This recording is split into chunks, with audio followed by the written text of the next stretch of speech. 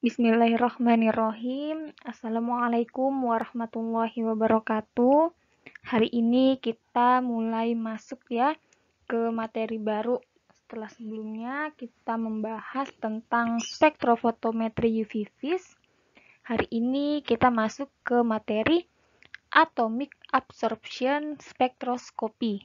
Disingkat adalah AAS atau dalam bahasa Indonesianya adalah spektrofotometri atau spektroskopi ya, serapan atom. Itu disingkat jadi SSA ya. Jadi ketika nanti kalian melihat AAS ya atau SSA itu sama saja karena ini hanya perbedaan dari bahasa saja. Kayak gitu.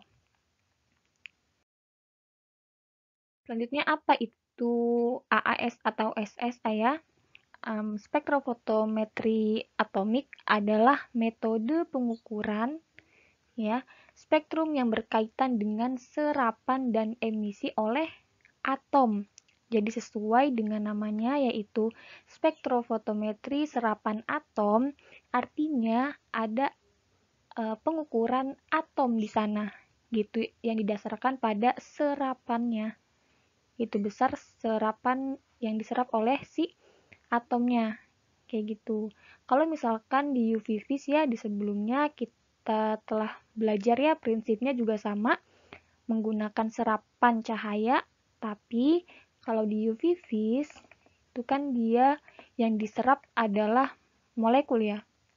Jadi metodenya itu dapat digunakan untuk menganalisa kadar atau konsentrasi dari suatu molekul. Nah, kalau di AAS atau SSA, ini yang menyerap cahaya adalah atomnya. Kayak gitu. Jadi bukan molekul lagi, tapi sudah dipecah menjadi atom. Gitu.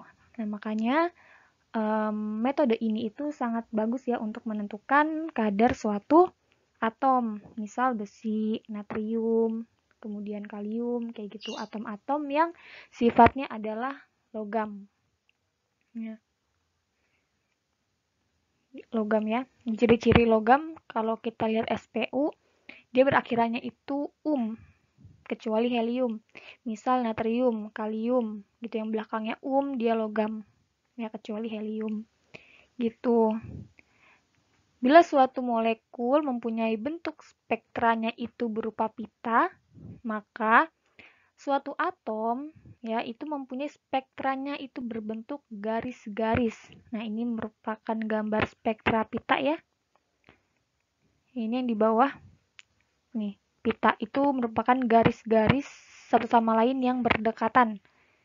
Ya, nah kalau misalkan di atom, bentuk spektra ya yang dihasilkan adalah spektra garis. Ini. Jadi garis-garis warna gitu. Nah, setiap atom itu spesifik. Makanya penyerapannya itu bisa menjadi dasar pengukuran pada alat spektrofotometri serapan atom gitu. Atom-atom yang terlibat dalam metode pengukuran spektrofotometri atomik ini harus atom-atom yang bebas ya, yang garis spektranya dapat diamati. Jadi bentuk atomnya itu yang dianalisa adalah atom-atom bebas pada keadaan standar. Ya. Keadaan standar artinya atomnya itu belum tereksitasi, kemudian atomnya itu belum berbentuk ion ya. Itu kalau misalkan bentuknya ion nanti dia bisa bereaksi ya dengan anion atau kation. Gitu. Jadi harus atom-atom yang bebas. Gitu. Makanya kalau misalkan nanti sampelnya itu masih berupa campuran ya antara si sampel atau zat yang ingin dicari dengan larutan pelarutnya, maka nanti di alatnya itu dibutuhkan alat yang namanya nebulizer ya. Nanti akan kita bahas satu-satu. Jadi bisa kalau misalkan sampelnya itu masih berupa campuran, nanti dipisahkan dulu menjadi atomnya saja. Kayak gitu. Jadi yang diukur nanti adalah atom-atom pada keadaan bebas. Ya, jadi tidak berikatan lagi dengan analit-analit lain. Gitu. Pengamatan garis spektra yang spesifik ini dapat digunakan untuk analisis unsur, ya baik secara kualitatif ataupun kuantitatif. Jadi metode SSA ini dapat digunakan untuk menganalisis ada atau tidaknya suatu zat pada sampel, kemudian bisa juga untuk mengukur berapa banyaknya zat pada suatu sampel. Gitu. Jadi bisa kuali, bisa kuanti juga. Nah, kemudian ini hasil zoom out ya dari spektrum garis nih. Misal ini sodium atau natrium ya bahasa Indonesianya. Nah, ini punya spektrum garis satu aja nih, warna kuning. Kemudian ada merkuri, ada litium, ada hidrogen. Jadi setiap atom itu punya spektra garis yang berbeda-beda. Makanya ini dapat dijadikan dasar pengukuran dari metode spektrofotometri serapan atom.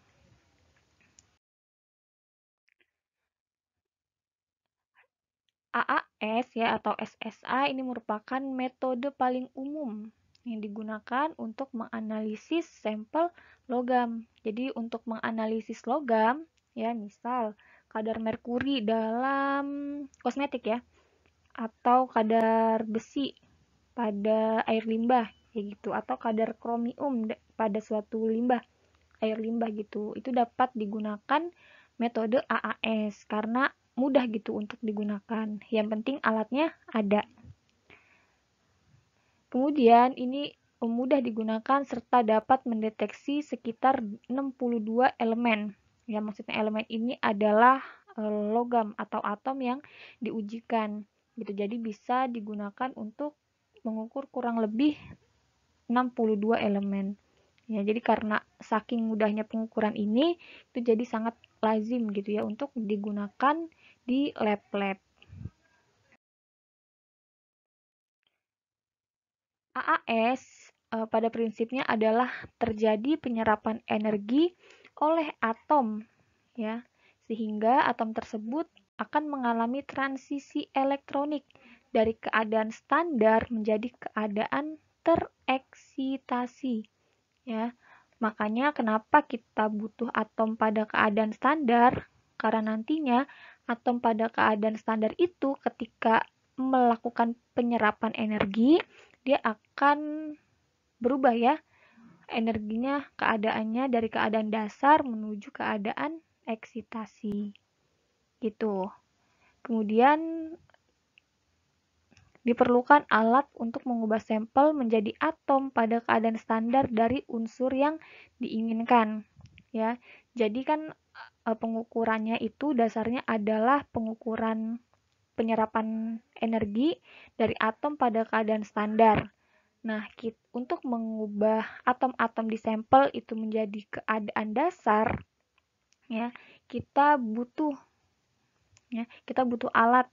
Jadi di alat AAS-nya itu ada suatu alat lagi dalamnya itu mengandung alat yang digunakannya itu untuk mengubah sampel menjadi atom pada keadaan standar gitu. Nanti akan kita bahas ya di komponen-komponen AAS gitu beserta dengan fungsi-fungsinya. Jadi di alat AAS itu komponennya apa aja akan dibahas. Nah, selanjutnya prinsip AAS. Ya, sebetulnya prinsip dari AAS ini mirip ya dengan prinsip dari spektrofotometri UV vis kayak gitu.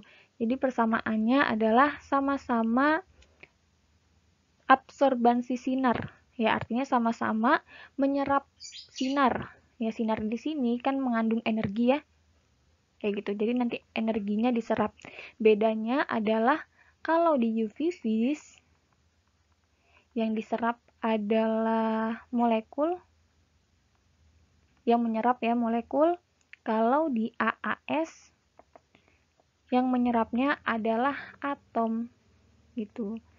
Jadi prinsip dasarnya adalah sama-sama penyerapan energi, sama penyerapan sinar. bedanya cuma di bentuk analitnya saja gitu. Kemudian AAS ini prinsip dasarnya adalah sama-sama menggunakan hukum Lambert-Beer ya. Kita tahu bahwa hukum Lambert-Beer, ganti warna dulu. Lambert-Beer itu kan persamaannya adalah A sama dengan A kali B kali C. A ini merupakan absorbansinya, kemudian konsentrasi, kemudian A ini adalah absorptivity. Nah, B ini kalau dia di UV vis itu kan tebal kuvet ya. Tebal kuvet. Nah, kalau misalkan di AAS, nilai B ini merupakan panjang dari api gitu. Jadi di alat AAS kita butuh api ya, butuh panas untuk mengubah sampel itu mengubah menjadi atom pada keadaan standar kayak gitu. Nanti di apinya itu berfungsi untuk mengubahnya gitu ya, mengubah atom-atom menjadi keadaan standar gitu. Nah, jadi B ini adalah panjang dari api yang digunakan kayak gitu. Kemudian prinsip yang ketiga adalah sama-sama menggunakan sinar UV dan visible kayak gitu. Nah, kita tahu ya bahwa panjang gelombang UV dan visible itu antara 10 sampai dengan 800. Nah, pengukuran AAS itu digunakan panjang gelombang dengan range yang sama dengan UV vis, yaitu sekitar 10 sampai dengan 800 nanometer. Misal besi ya, besi gitu, dia akan menyerap panjang gelombang maksimal pada panjang 268 nanometer. Nah, 268 nanometer itu kan merupakan panjang gelombang dari UV ya, gitu, makanya sama gitu. Kemudian natrium misal yang menyerap panjang gelombang maksimal pada 589 nanometer. Nah, ini merupakan panjang gelombang dari visible atau cahaya tampak. Gitu. Selanjutnya ada uranium juga. Dia menyerap maksimal ya pada panjang gelombang 358,5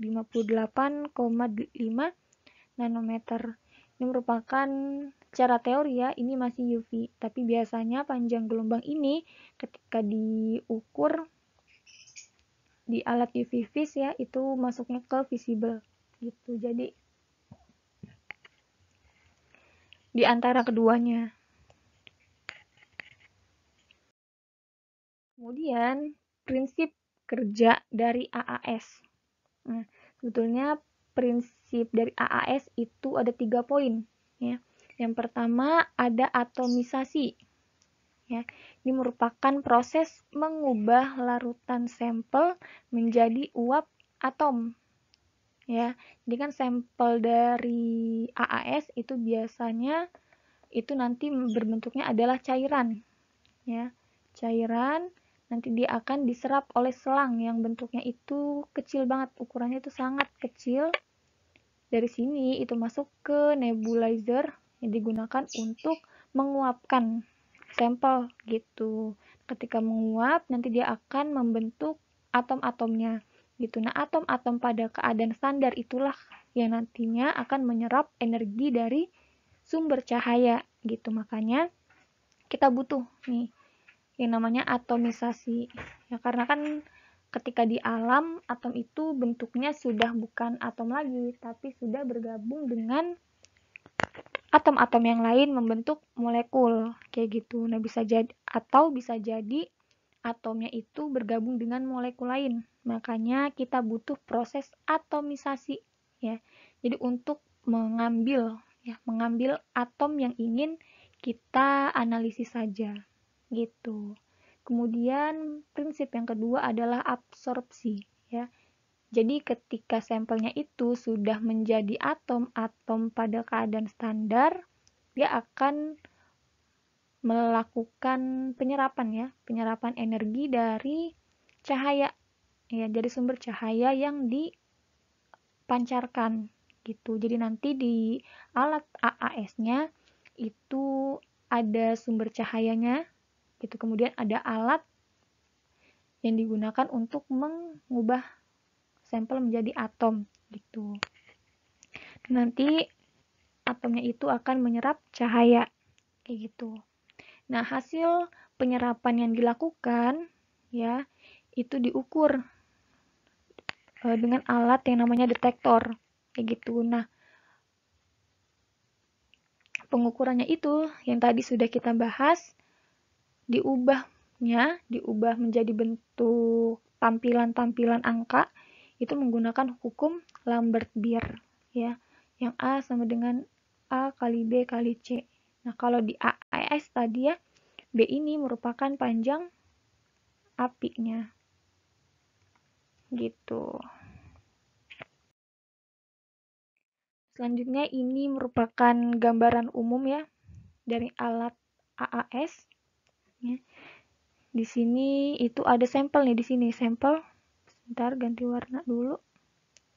Ada sampel di sini, tempat sampel berupa cairan. Kemudian nih ada selang di sini. Nah, ini untuk mengalirkan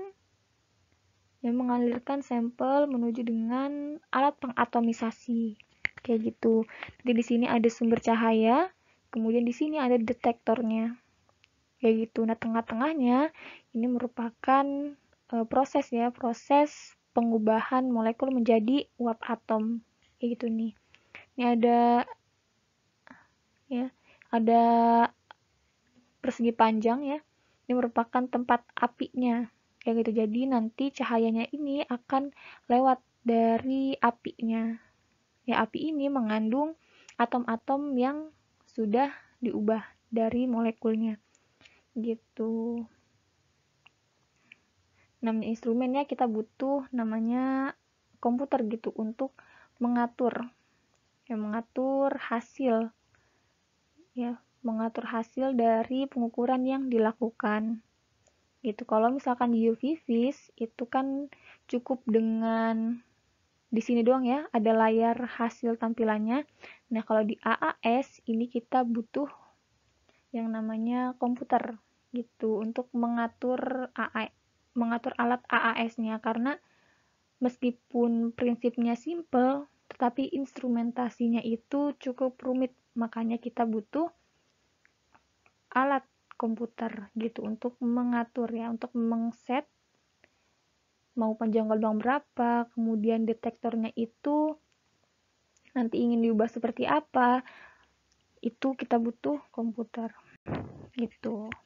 Kemudian untuk komponen-komponen lebih rincinya akan dibahas di video selanjutnya ya. Terima kasih.